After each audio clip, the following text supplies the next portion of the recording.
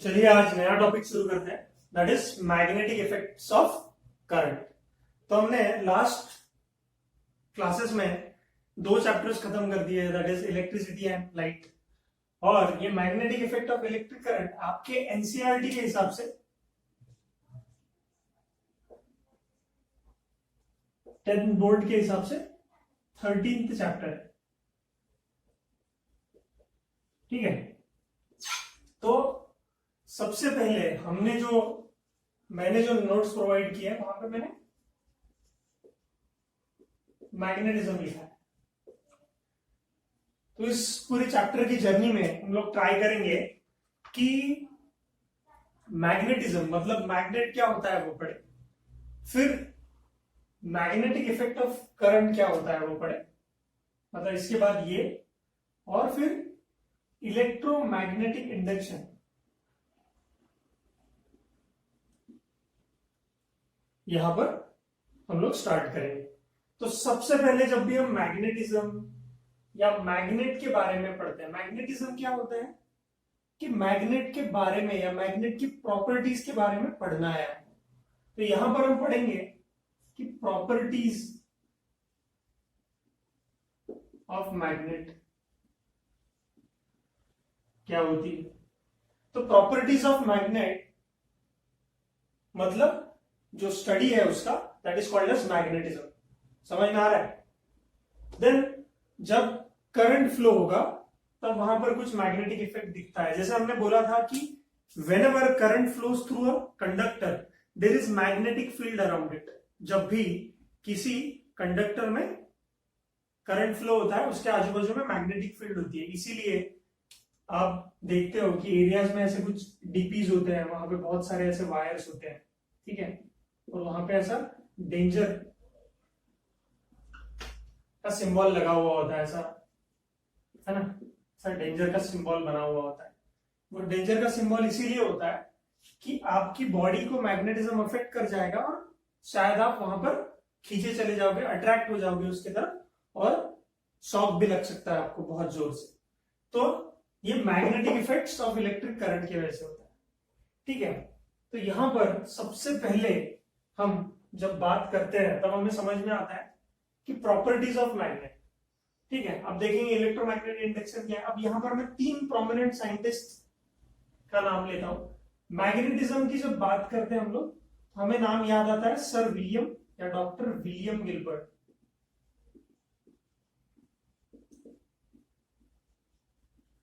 ठीक है। Magnetic effects of current हम जब पढ़ते हैं तो यहां पे हमें सर ओर्स्टेड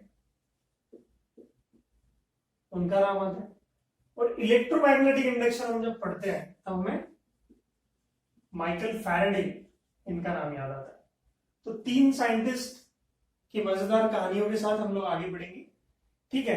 तो सबसे पहले शुरू करते हैं हम लोग मैग्नेटिज्म, जो कि आपको बहुत मजा आएगा, आपको समझ में भी आएगा। ओके चलो,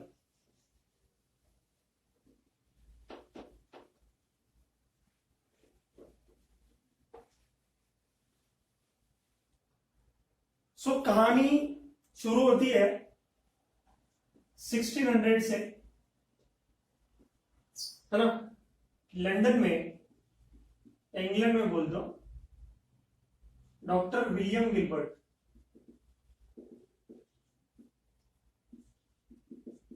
शायद ये नाम आपने पहले भी सुना है, हमने देखा था पहले इलेक्ट्रिसिटी या इलेक्ट्रोस्टैटिक्स। इलेक्ट्रोस्टैटिक्स में आपने देखा था कि हमने वो positively charge bodies, negatively charge bodies का चार्ट बनाया था, जहां पर हमने लिखा था कि कोम है, यहाँ पे हेयर है, या फिर जो भी है ना, वैसा हमने चार्ट बनाया था पॉजिटिव नेगेटिव। जैसे ग्लास रॉड होगा, जैसे glass becomes positively charge, this becomes negatively charge, silk becomes negatively charge. तो ये जो सॉल्टिंग है ये डॉक्टर विलियम गिलबर्ट ने ही हमको बताई, just because he was very curious. और वो क्या थे? डॉक्टर विलियम गिलबर्ट, तब की इंग्लैंड की महारानी क्वीन एलिजाबेथ वन, ठीक है, क्वीन एलिजाबेथ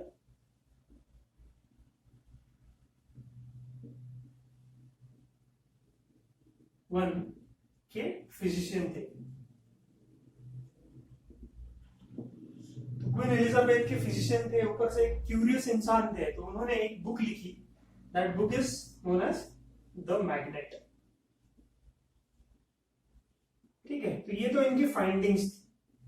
तो इस बुक में उन्होंने क्या क्या मेंशन किया है कि मैग्नेट कहां पे हमको पहली बार मिला, उसकी प्रॉपर्टीज क्या होती है, इसके बारे में उन्होंने उसमें डिटेल में लिखा है। तो उनके कहने के हिसाब से हम लोग देखेंगे कि मैग्नेट जो ये नाम पड़ा, क्योंकि ये मैग्नीशिया इस रीजन में पाया गया। ये रीजन कहां पे है, जो आज का ईस्टर्न यूरोप है उसको माइनर एशिया बोला जाता है, छोटा एशिया। वहां पे हमें 120 एडी में मिला। कहां, कब मिला, 120 एडी, है ना। ये टाइमलाइन आपको समझ में है।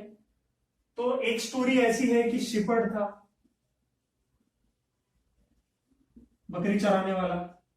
बकरी चराने वाले के ऐसे स्टिक में जो लकड़ी होती है ना, उसके पास पॉइंटेड नोकीले एंड होते हैं। पॉइंटेड नोकीला एंड मतलब जहां पर मेटल लगा हुआ होता है, ठीक है, ताकि वो डिसिप्लिन में रख सके बकरियों को, या फिर काऊ हर्ड अगर होगा तो उसको, ठीक है, झुंड होगा गाय भैंस बैलों का या बकरियों का, तो उसको कंट्रोल रख सकता है। और एक्सीडेंटली किसी पत्थर के ऊपर ये रख दिया उसने, और उसको वो अट्रैक्ट कर गया, चिपक गया। तो वो थोड़ा सा क्यूरियस हो गया, देखा उसने, थोड़ा सा रिसर्च किया, तो ऐसे जो पत्थर होते हैं, है ना, ये जो पत्थर होते हैं इनको हम बोलते हैं मैग्नेटाइट।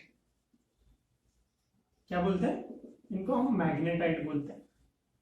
अब मैग्नेटाइट मतलब ये है हमारा Fe3O4 ओर के फॉर्म में आता है, मतलब आयरन का ऑक्साइड है ना, फेरस या फेरिक ऑक्साइड बोल देंगे हम लोग इसको। ये आयरन का ऑक्साइड है क्योंकि ऑक्सीजन है उसमें, तो ये ओर्स के फॉर्म में आता है। किसके फॉर्म में आता है, ओर्स के फॉर्म में आता है। ऐसा इंडिविजुअल मैग्नेट, कोई एक पर्टिकुलर एलिमेंट में मैग्नेटिक प्रॉपर्टी या मैग्नेटिज्म को देखने नहीं मिल रहा है हमको ओर के फॉर्म में आ रहा है।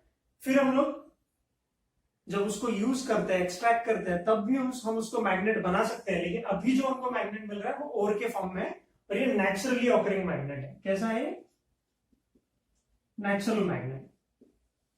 समझ में आ रहा है क्या। तो जब भी ऐसी सारी चीजें हमको देखने को मिलती है, हमको किसको थैंक यू बोलना चाहिए, डॉक्टर विलियम गिलबर्ट को थैंक यू बोलना चाहिए कि पहली बार नोटेशन ये था, उसका प्रॉपर स्टडी एनालिसिस करके उन्होंने अपनी किताब में लिखा, ठीक है, और जब पब्लिश की तब उसमें सारी इंफॉर्मेशन दी गई थी। तो उसमें उन्होंने अर्थ की मैग्नेटिक फील्ड है क्या नहीं है ना, क्या होता है, मैग्नेटिक प्रॉपर्टीज क्या होती है, कौन अट्रैक्ट करता है, कौन रिपेल करता है, क्यों ऐसा होता है, ये सारी चीजें लिखी थी। ठीक है, आगे बढ़ सकते हैं क्या। तो जब भी हम बात करते हैं तो हमको ये समझ में आ रहा है कि मैग्नेट, ये जो नाम दिया गया है वो वहां से आया, मैग्नीशिया नाम के रीजन से आया है। और जब मैग्नेट की हम बात करते हैं तो हमारे पास दो तरह के मैग्नेट्स होते हैं, एक तो नेचुरल और फिर दूसरा आर्टिफिशियल। अब नेचुरली ऑकरिंग मैग्नेट तो हमने बात कर ली कि यार क्या एग्जांपल्स है इसके, कि एक तो मैग्नेटाइट ओर के फॉर्म में मिलेगा, या फिर आयरन ऑक्साइड। आयरन ऑक्साइड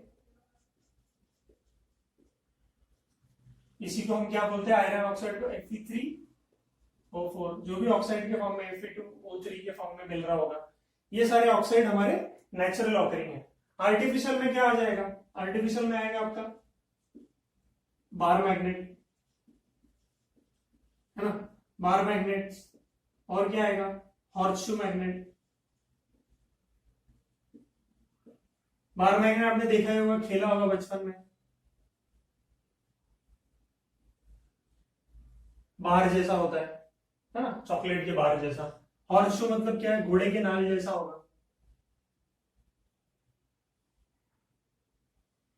ऐसा कुछ होगा। इसी को हमने थोड़ा सा ऐसा मोड़ के ऐसा कुछ बना लिया, है ना, या फिर ऐसे बॉल शेप्ड होता है ना,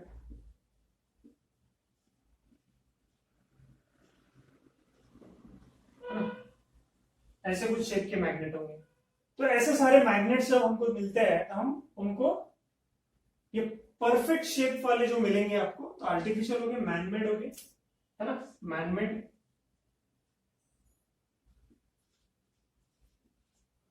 और ऐसे कुछ होंगे जो नेचुरली ऑकरिंग पत्थर मिल रहा है ना, ये सब होगा। इसको भी हम एक्सट्रैक्ट करके निकाल सकते हैं। ठीक है, समझ में आ रहा है। तो अब जैसे हमको मैग्नेट मिला तो मैग्नेट की प्रॉपर्टी हमने स्टडी करना शुरू कर दिया।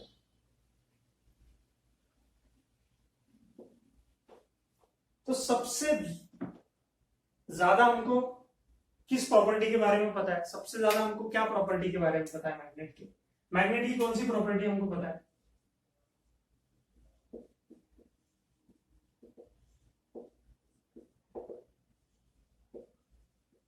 कि मैग्नेट एक दूसरे को अट्रैक्ट करते हैं। सही बात है कि नहीं? तो किसको अट्रैक्ट करते हैं? तो मैग्नेट की पहली प्रॉपर्टी है कि वो अट्रैक्ट करता है। ACTRA, attractive.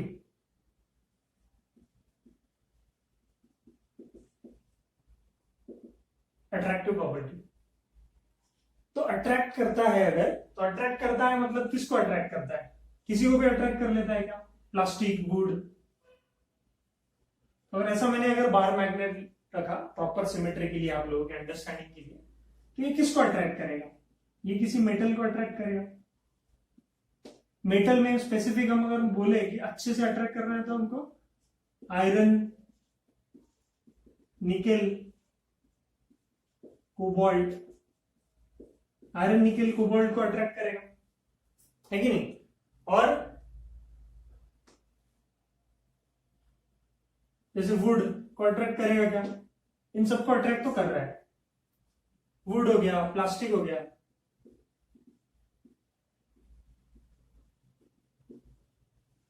नॉन मेटल्स को अट्रैक्ट करेगा क्या? अट्रैक्ट नहीं करेगा। मतलब सारी दुनिया को अट्रैक्ट नहीं कर रहा है मैग्नेट, कुछ स्पेसिफिक चीजों को ही अट्रैक्ट करता है। दैट इज, जैसे कोई मेटल है या आयरन, निकेल, कोबाल्ट, जो स्पेसिफिक अच्छे, तो जो जिनको वो अट्रैक्ट करता है, ऐसे सारे सब्सटेंस को हम क्या बोलते हैं? मैग्नेटिक मटेरियल्स या सब्सटेंस बोलते हैं। मैग्नेटिक मटेरियल और मैग्नेटिक सब्सटेंस। या फिर हम लोग ऐसी जो चीजें मैग्नेट को अट्रैक्ट नहीं करती, कितना भी आप उसके ऊपर लटका दो, सपोज ऐसा कोई बार मैग्नेट है, ठीक है, इस बार मैग्नेट की तरफ अगर मैं इस पेन को कितना भी लेके जाऊं, ठीक है, ये अट्रैक्ट नहीं करेगा। उसके ऊपर रख भी दिया मैंने तो भी उसको कोई फर्क नहीं पड़ेगा। मतलब मैं ये बोलना चाह रहा हूं कि जितना जरूरी इस मैग्नेट के अंदर जो भी कुछ मैग्नेटिक प्रॉपर्टी, जो भी कुछ अट्रैक्शन के लिए जो होना चाहिए वो तो है, पर वो दूसरे सब्सटेंस में भी होना चाहिए। जैसे मैं हमेशा एग्जांपल देता हूं कि पढ़ तो हम सब रहे हैं, टीचर सबको सेम पढ़ा रहा है, लेकिन बच्चे में भी तो होना चाहिए कि उसको कितना पढ़ना है या कितना उसमें कैपेबिलिटी है या कितना उसकी इच्छा है। कैपेबिलिटी तो बात छोड़ो, कितनी मेहनत कर रहा है वो, उसके ऊपर ही डिपेंड करता है सब कुछ। तो द थिंग इज कि मैग्नेट तो है, मैग्नेट है, लेकिन उस सब्सटेंस में भी होना चाहिए जो प्रॉपर्टी जिसके वजह से वो मैग्नेट की तरफ अट्रैक्ट करे। ठीक है, सो यहां पर हम बोल रहे हैं कि जो सब्सटेंस मैग्नेट से अट्रैक्ट हो जाते हैं वो होते हैं मैग्नेटिक मटेरियल्स या मैग्नेटिक सब्सटेंस, और जो नहीं कर पाते दिस आर नॉन मैग्नेटिक।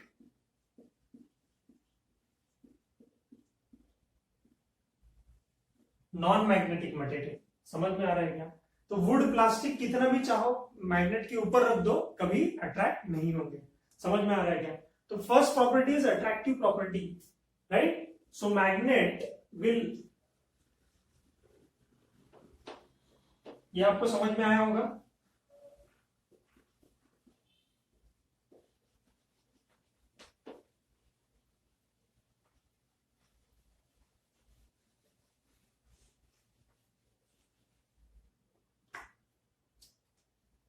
पहली प्रॉपर्टी लिखते हैं अट्रैक्टिव प्रॉपर्टी, है ना, जो कि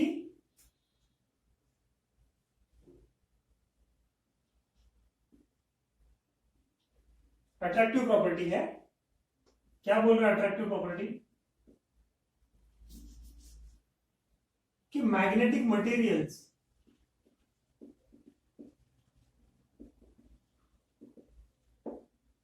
फॉर एग्जाम्पल, स्टैंडर्ड एग्जाम्पल से आयरन के टुकड़े, निकेल, कोई भी मेटल्स है, कोबाल्ट, इनको अट्रैक्ट करेगी। आयरन निकेल कोबाल्ट को अट्रैक्ट करेगी। समझ में आ रहा है? तो आयरन निकेल कोबाल्ट को अगर अट्रैक्ट करेगी तो जरूरी नहीं है कि ये मेटल आजू बाजू में ही हो, कहीं पे भी हो सकता है। तो इसका बेस्ट एग्जांपल क्या है कि अगर कोई बार मैग्नेट लो, मैं जानबूझ के पोल्स नहीं बना रहा हूं, नहीं तो आपको पता है कि नॉर्थ या साउथ पोल होता ही है। वो क्या होता है हम लोग देखेंगे। अब अगर मैंने इसके आजू बाजू में आयरन का पाउडर डाल दिया, आयरन फिलिंग्स, है ना,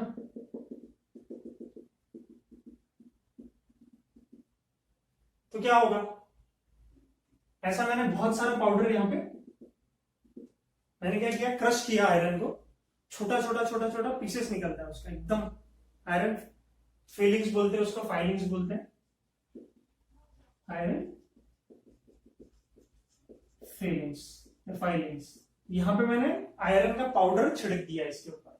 तो एक कार्डबोर्ड के ऊपर, मतलब मैं ऐसा बोलूं कि अगर एक कार्डबोर्ड है ना, उसके ऊपर मैंने एक बार मैग्नेट रखा और ऐसे आयरन का पाउडर छिड़क दिया उसके ऊपर, और फिर मैंने उस टेबल को टैप कर दिया। क्या कर दिया मैंने? टैप करना शुरू कर दिया। तो यहां पर कैसा हुआ, मैंने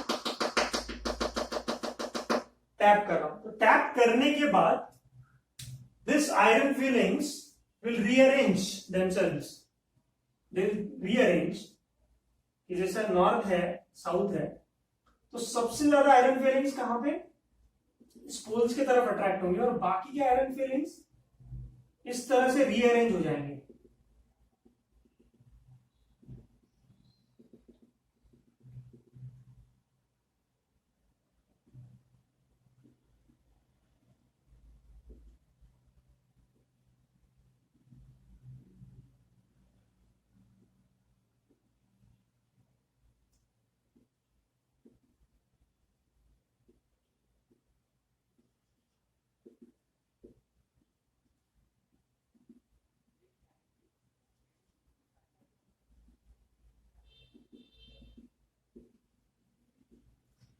तो आपको ये दिख रहा होगा कि ये जो बीच में हमारा मैग्नेट है, उसके एंड्स पे, मतलब ये जो पोल्स है इसके, north pole and south pole, इसके एंड पे बहुत ज्यादा आयरन फिलिंग्स चिपक रहे हैं, और उसका जो सराउंडिंग है वो थोड़ा सा खाली खाली है। यहां पर कोई भी आयरन फिलिंग्स आपको नहीं दिखेंगे। तो अट्रैक्शन कर रहा है, पर सबसे ज्यादा अट्रैक्शन हमको मिल रहा है पोल्स के साथ, है ना। ये एक जनरल ऑब्जर्वेशन है हमारा, है ना। जब भी अट्रैक्ट करता है, तो अट्रैक्टिव प्रॉपर्टी में क्या बोल रहे हैं हम लोग कि मेटल्स या मैग्नेटिक मटेरियल जो कोई भी होगा उसको अट्रैक्ट करेगा, नॉन मैग्नेटिक सब्सटेंस को, नॉन मैग्नेटिक मटेरियल्स को अट्रैक्ट नहीं करेगा। तो ये है आपकी अट्रैक्टिव प्रॉपर्टी। अब अट्रैक्टिव प्रॉपर्टी के बाद हमको पता है कि स्पेसिफिक कुछ डायरेक्शन में मैग्नेट अलाइन कर जाता है। तो नेक्स्ट प्रॉपर्टी इज, ये आपको समझ में आया होगा।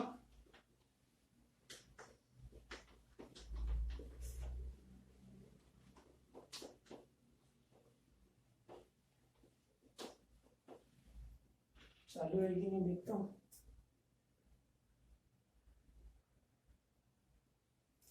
Next property is directive property.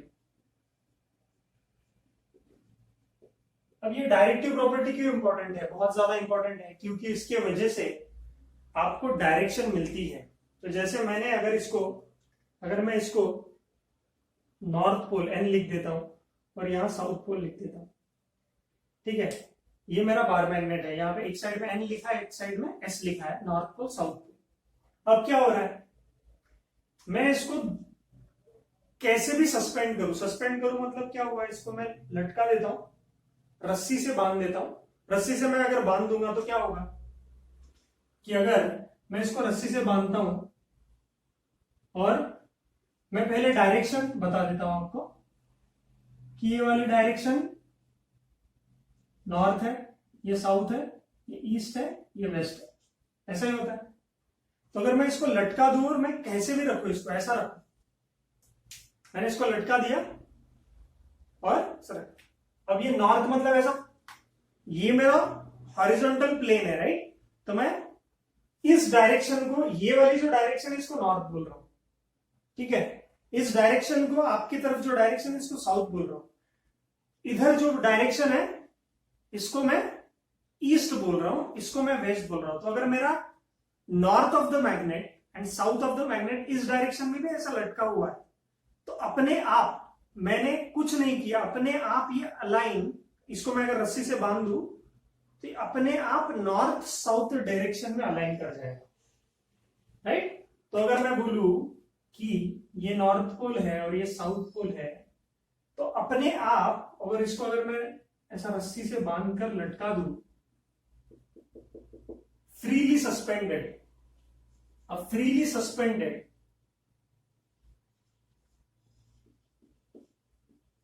a freely suspended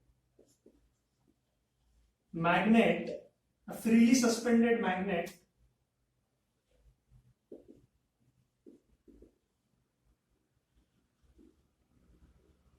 aligns in north south direction। तो नॉर्थ साउथ डायरेक्शन कौन सा? Geographical north, geographical north south of the earth. मतलब हम लोग अर्थ पे रहते हैं, तो अर्थ पे अगर हम रहते हैं तो इस मैग्नेट को आप ऐसे लटका दोगे तो हमेशा आपको नॉर्थ दिखाएगा, उसका नॉर्थ एक एंड। तो एक एंड जो नॉर्थ दिखा रहा है, मतलब इसको हम लटका देंगे तो अपने आप वो फ्रीली मूव करके नॉर्थ डायरेक्शन दिखाएगा या साउथ दिखाएगा, है ना। Freely suspended magnet always align itself in north south direction। तो ये नॉर्थ पोल दिखाएगा और ये साउथ पोल दिखाएगा, है ना। तो इसका नॉर्थ ये नाम क्यों पड़ा, इसका नॉर्थ ये नाम क्यों पड़ा? क्योंकि ये वाला जो एंड है, ये वाला जो एंड है हमेशा नॉर्थ दिखाएगा। इसको इधर भी करूं मैं, उल्टा करूं, सपोज नॉर्थ आपके तरफ है, साउथ इधर है, तो अपने आप ही अलाइन कर जाएगा, ऐसा हो जाएगा। तो नॉर्थ सीक कर रहा है, एक पोल जो है हमारा नॉर्थ सीकिंग पोल है, जिसको हम नॉर्थ पोल बोलते हैं, और दूसरा पोल हमारा साउथ सीकिंग पोल है। मतलब उसका हमने नाम नॉर्थ या साउथ रैंडमली नहीं रखा, उसको कैसे भी रखो वो हमेशा नॉर्थ साउथ ही दिखाता है। उसको ऐसे रखो, ऐसे रखो, ऐसे रखो, कैसे भी रखो, तो हमेशा खुद को नॉर्थ साउथ अलाइन कर देगा। मतलब ये हमेशा नॉर्थ दिखाएगा, ये हमेशा साउथ दिखाएगा।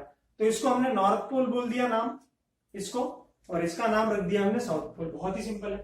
तो नॉर्थ सीकिंग पोल या साउथ सीकिंग पोल को हमने नॉर्थ एंड साउथ पोल नाम दिया है। तो नाम कैसे पड़ा नॉर्थ और साउथ का? इज बिकॉज ये अर्थ का नॉर्थ दिखा रहा था। मतलब यहां से देखेंगे तो ये नॉर्थ है, यहां देखेंगे तो साउथ है, ये ईस्ट है, ये वेस्ट है। तो हमेशा नॉर्थ कोई एक एंड नॉर्थ दिखाता है, एक एंड साउथ दिखाता है हमेशा, ऑब्वियसली। तो freely suspended magnet always aligns itself in a north south direction, that is geographical north and south of earth। समझ में आ रहा है आपको? तो ऐसी सारी बातें आपको कंफ्यूज नहीं करनी चाहिए, बहुत ही सिंपल है ये। है ना, आपने बचपन से पढ़ा होगा, लेकिन फिर भी आपको अच्छे से समझ में आना चाहिए। ठीक है, तो this is what your directive properties. Directive property है ना, आपको समझ में आएगा। तो अट्रैक्टिव प्रॉपर्टी में आपने मैग्नेटिक मटेरियल देखा, डायरेक्टिव प्रॉपर्टी में आपने देखा कि फ्रीली सस्पेंड कर देंगे तो अपने आप अलाइन हो जाएगा, है ना। और तीसरी चीज जो हम पढ़ेंगे यहां पर, तीसरी चीज कौन सी पढ़ेंगे हम लोग यहां पे, दैट इज व्हाट, कि magnetic monopole does not exist. Magnet always ना डाइपोल, मतलब हम लोग बोल रहे हैं कि डाइपोल होता है। डाइपोल क्या है, अब ये मैग्नेट है,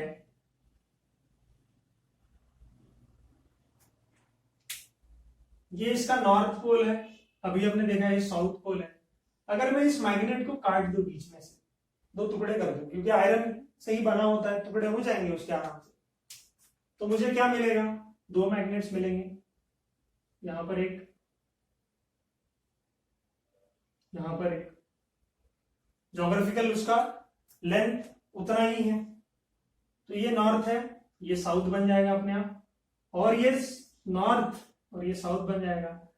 तो आप कितने भी टुकड़े करो, आप इसके और टुकड़े कर दो,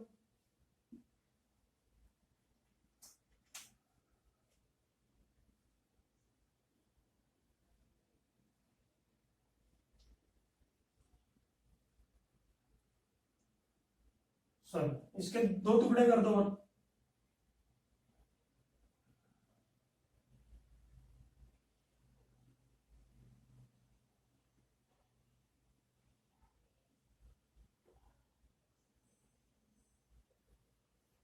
तो ये मैग्नेट हमेशा ही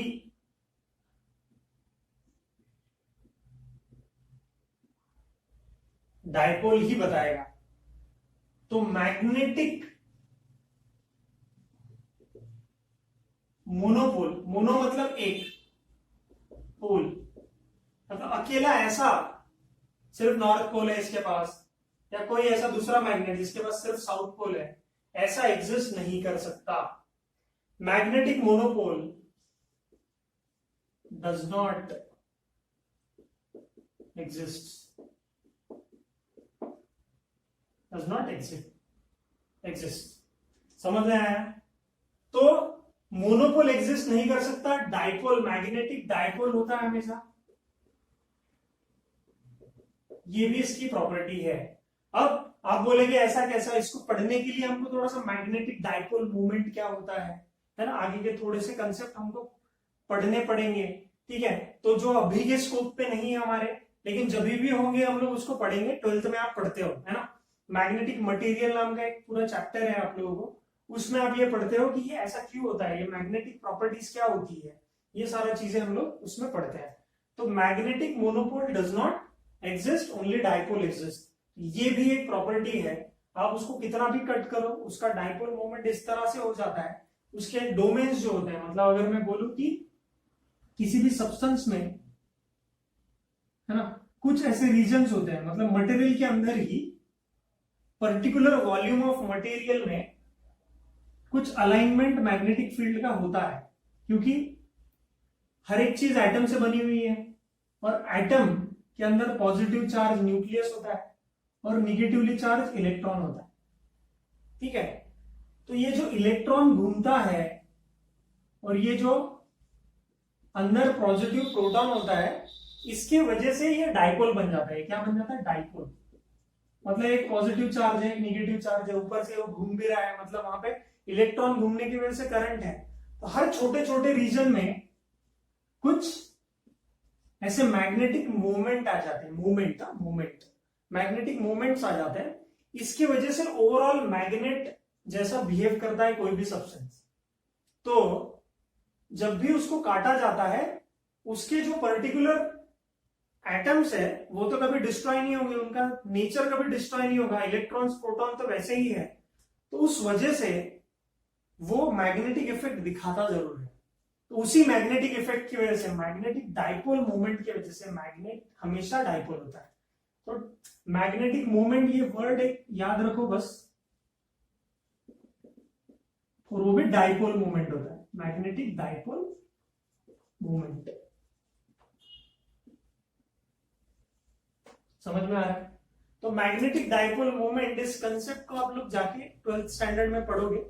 तब तक के लिए आप ये समझ जाओ कि कुछ मटेरियल के अंदर ऐसा कुछ गड़बड़ रहती है, ऐसा कुछ फंडा रहता है मटेरियल के अंदर, बिकॉज ऑफ इट्स एटम्स, मतलब जिसमें प्रोटॉन इलेक्ट्रॉन सब है, इसकी वजह से ऐसा कुछ अलाइनमेंट हो जाता है, ऐसा कुछ अरेंजमेंट हो जाता है उनके बीच कि वो अपने आप एक मैग्नेट की तरह बिहेव करते हैं। ठीक है, समझ में आया? और उसमें भी और बहुत सारा डिटेल है कि कौन सा टाइप का सब्सटेंस है, जैसे डायमैग्नेटिक सब्सटेंस है क्या, या पैरामैग्नेटिक सब्सटेंस है क्या,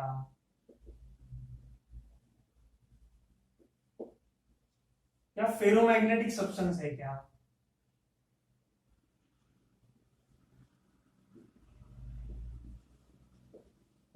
ये सारा डिस्कशन उसमें होता है। मैंने इस आपको जो नोट्स प्रोवाइड किए हैं उसके अंदर थोड़ा थोड़ा थोड़ा थोड़ा डाला है इसको, पर ये ऊपरी है, मतलब ऐसा कोई डिटेल में डिस्कस नहीं किया, थोड़ा थोड़ा डिस्कस किया, वो भी हम लोग डिस्कस करेंगे।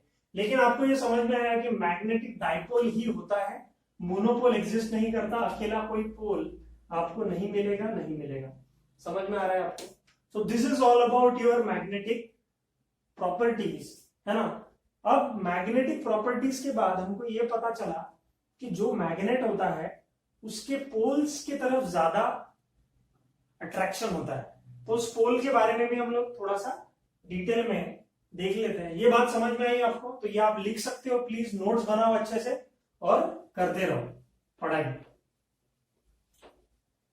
ठीक है, सो अब थोड़ा सा मैग्नेट की प्रॉपर्टीज के बाद हम मैग्नेट के बारे में थोड़ा जानेंगे कि पोल्स क्या कैसे होते हैं, और फिर जैसे पोल की बात हो ही गई है तो अब हमें ये पता है कि अब मैग्नेट को यूज कैसे करना है। आपने बचपन में बहुत खेला है मैग्नेट, मुझे पता है, हंस रहे हैं कुछ बच्चे, दिख रहा है सब कुछ, लेकिन मैं ये बोल रहा हूं कि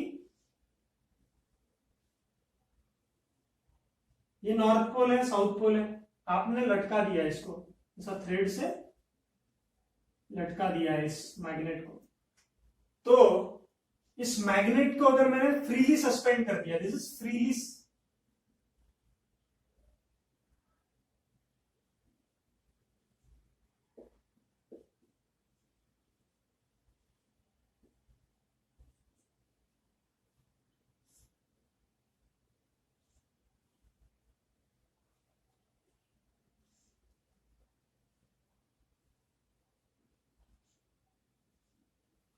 ठीक है।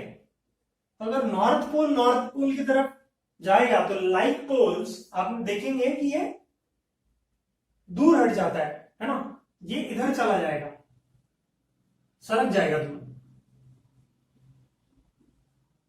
ये वाला अगर एक मैग्नेट दूसरे मैग्नेट की तरफ लेके आऊंगा मैं, तो क्या हो जाएगा,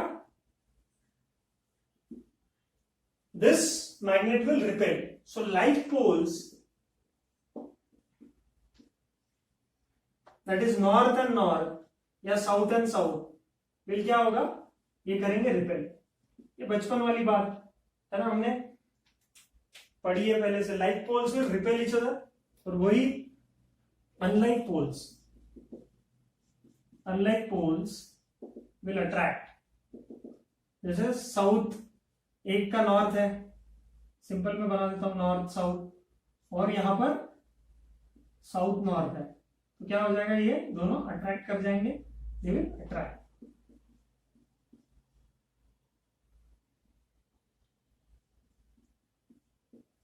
अट्रैक्ट ईच अदर, समझ में आया? तो फ्रीली सस्पेंडेड मैग्नेट को अगर आप दो मैग्नेट्स को एक साथ लेके जाएंगे तो अट्रैक्ट कर रहे हैं, रिपेल कर रहे हैं, उससे आप पोल डिटरमाइन कर सकते हो। ठीक है, एक का अगर पता है तो दूसरे का आप पता कर सकते हो, कोई प्रॉब्लम नहीं है इसमें। तो like poles will repel each other and like poles will attract each other, ये आपको बात पता है ऑलरेडी। फिर और एक क्या बात है कि अगर मैग्नेट है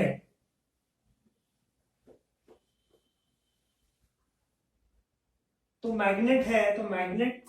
मैग्नेट की मैग्नेटिक लाइंस भी होंगी, तो इस मैग्नेटिक लाइंस की प्रॉपर्टीज हमको पता होनी चाहिए। मतलब अगर मैं बोलता हूं कि मैग्नेट आपने बना दिया, ये मैग्नेट बना दिया आपने नॉर्थ पोल साउथ पोल, और उसके आजू बाजू में आयरन फिलिंग्स ऐसे थी, ठीक है, आयरन फिलिंग्स थे ऐसे,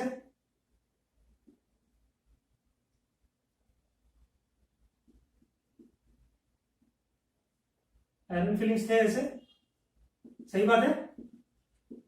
ये आयरन फिलिंग्स प्रॉपरली अरेंज हुए हैं, और सबसे ज्यादा अरेंज हुए यहाँ पे, सबसे ज्यादा जो क्राउडेड आयरन फिलिंग्स था वो पोल की तरफ था, पोल के ऊपर जाके बैठ गए, ठीक है।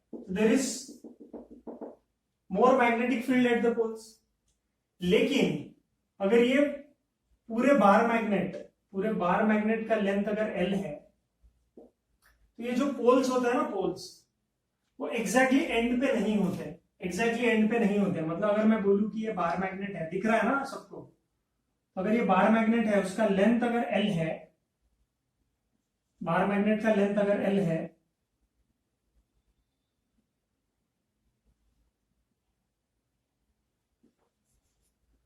बार मैग्नेट का अगर लेंथ L है, तो पोल्स कहीं यहां पर होंगे,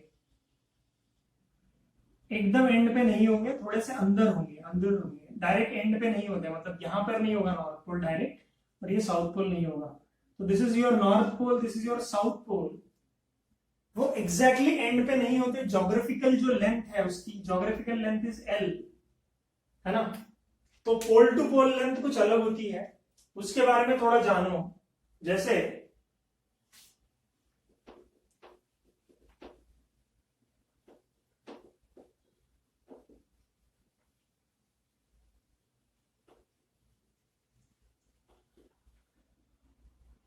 एंड टू एंड नहीं होता जोग्राफिकल लेंथ, जैसे कि आपको पता है कि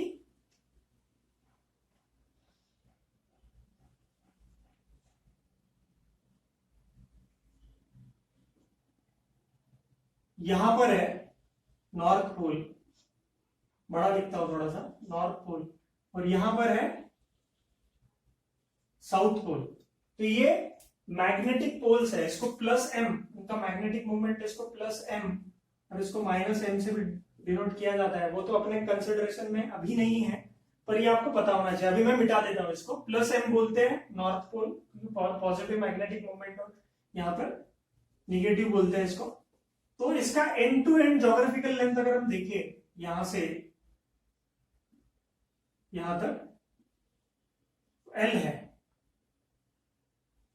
ठीक है। और ये पोल टू पोल डिस्टेंस अगर हम देखें, तो ये पोल टू पोल डिस्टेंस कम होता है, मतलब पोल टू पोल अगर डिस्टेंस हम देखें, लिखता हूं यहां पे, पोल टू पोल डिस्टेंस है ना, वो होता है 5/6 times of this actual length या geometrical length, 5/6 times the geometrical length of bar magnet, ठीक है। तो इसको आप लिख सकते हैं कि this is 0.84 times of L, जो पोल टू पोल लेंथ होता है that is 0.84 times of L। So this is 0.84 times of the length, मतलब इधर से थोड़ा छूट गया और इधर से थोड़ा छूट गया, और यहां पे होते हैं पोल्स, ठीक है। तो ये भी एक साइंटिफिकली ऑब्जर्व चीज, कैलकुलेटेड चीज आपको मैं बता रहा हूं, ये भी आप ध्यान में रखिए, ठीक है। तो अब इसके बाद हम लोग पढ़ेंगे मैग्नेटिक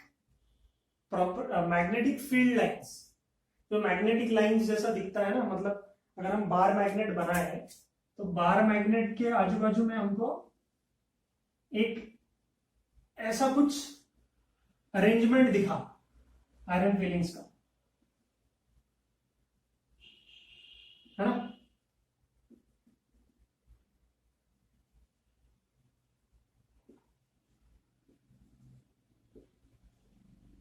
ऐसा कुछ अरेंजमेंट दिखता है हमको, वो भी सिमेट्रिकल दिखता है, पोल्स की तरफ ज्यादा क्राउडेड दिखता है, पोल्स के पास ज्यादा क्राउडेड दिखता है, और